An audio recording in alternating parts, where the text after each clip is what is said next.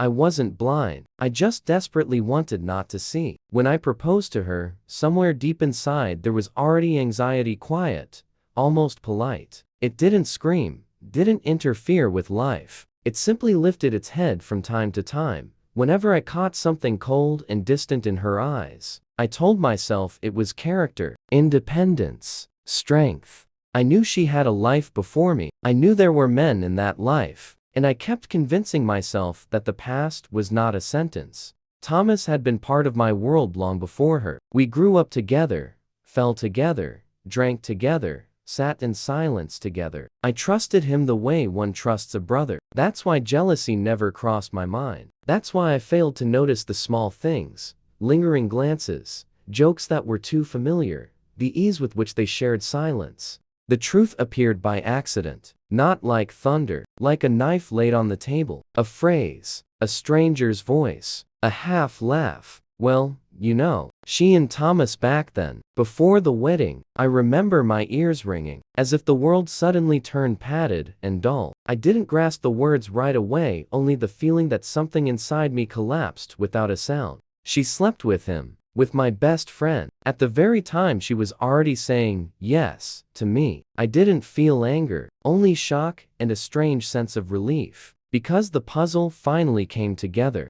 I recalled all the moments that had once seemed insignificant, the smiles, the pauses, the way Thomas moved too easily within our space. I remembered myself how I justified everything that didn't fit the picture I so desperately wanted to believe in. When I asked her, she didn't deny it. She cried, said it had happened before, that it meant nothing, that she chose me. But I understood then.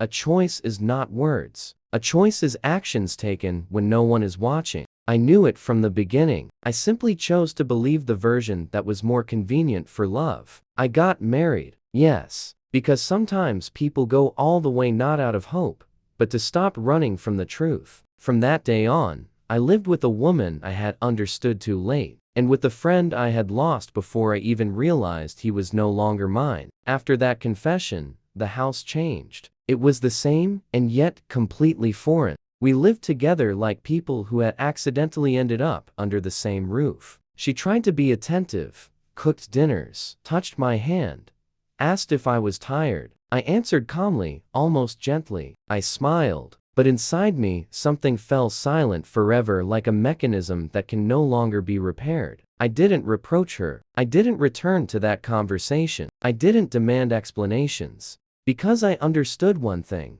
Truth spoken after exposure is not truth. It is a reaction. Thomas disappeared from my life without arguments. I simply stopped responding. He wrote, he called. Once he even stood outside my door. I didn't open. Not out of hatred, out of emptiness. Hatred requires energy, and I no longer had it. At night, I lay beside the woman I once loved and listened to her breathing. It was calm, honest, as if nothing had happened. And that was when I finally understood. She was moving on, and I was stuck at the point where trust had broken. I became attentive to details, to pauses in her words, to the way she hid her phone, to how quickly she recovered after our silences. And one day, a thought struck me one didn't want to run from. She hadn't betrayed me by accident. She was simply being herself. I was the one who betrayed myself when I decided that love could replace boundaries. The decision came without drama. One morning, over coffee, I looked at her and, for the first time, didn't try to see who she could be. I saw who she was, and that was enough to leave. I didn't explain much. I only said, I can't live with someone I don't trust. She stayed silent. No tears. Perhaps something in her had known for a long time too. I left with very few things, but with the strange lightness I hadn't felt in years. Because for the first time, I wasn't bargaining with the truth. Now, when I look back, I don't blame her or Thomas. Each of us was simply ourselves. I'm just no longer someone who agrees to live with half-truths. Time passed. Not the kind that heals, the kind that strips things bare. I lived alone. The apartment was quiet, almost sterile. Her things were gone, but her presence lingered for a long time in habits, in the empty chair, in the automatic reach for a second cup. I didn't try to fill that emptiness with people. For the first time, it mattered to be alone with myself, without excuses, without what ifs. And then, the real realization came. I didn't lose a wife. I lost an illusion. I never spoke to Thomas. Not because there was nothing to say, but because any words would have made him more important than he actually was. Friends don't sleep with your fiancé. Everything else is detail. Sometimes I dreamed of the moment before I knew. I was lighter, more naive, living in a version of the world where trust required no proof. I woke without regret, only with quiet astonishment at how easily a person can live in a lie when that lie promises warmth. I began to notice other people, not women people, those who speak directly, who don't decorate themselves with others' feelings, who don't need secrets to feel their own worth. And I understood what I wanted now. Not perfection, but clarity. One evening, I saw her by chance. She was walking beside Thomas. They were laughing, lightly, without tension, and in that moment, I felt no pain, only confirmation. That was their path, not mine. I walked past, for the first time without an inner dialogue, without the urge to look back, and that was the moment I finally stepped out of that story. Now, when someone asks me about love, I don't use lofty words. I say something simple.